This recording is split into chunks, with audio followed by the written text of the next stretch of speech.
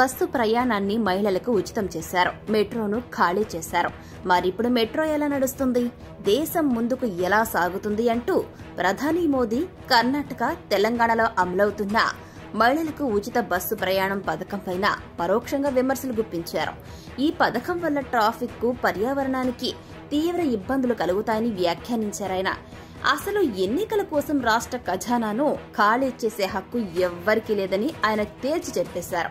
రేవంత్ సర్కార్ మహాలక్ష్మి పేరిట ప్రవేశపెట్టిన ఈ పథకం వల్ల హైదరాబాద్ మెట్రోకు నష్టాలు వస్తున్నందున 2026 తర్వాత మెట్రోను విక్రయించే యోచన ఉందని ఎల్ఎన్టీ ప్రెసిడెంట్ శంకర్ రామన్ ఇటీవల ఒక ఇంటర్వ్యూలో పేర్కొన్న సంగతి ప్రతి ఒక్కరికి తెలిసిందే.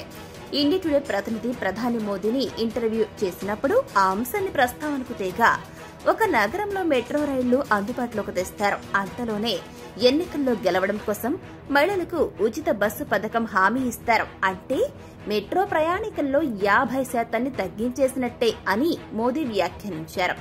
ఢిల్లీలో ఈ పథకాన్ని ఆమ్ ఆద్మీ పార్టీ సర్కారు 2019 నుంచి అమలు చేస్తుంది. అటు ఆంధ్రప్రదేశ్లో కూడా ఎన్నికల సందర్భంగా తెలుగుదేశం పార్టీ ఇచ్చిన సూపర్ 6 హామీల్లోని మహాశక్తి కింద ఈ పథకం కూడా ఉండడం గమనార్హం.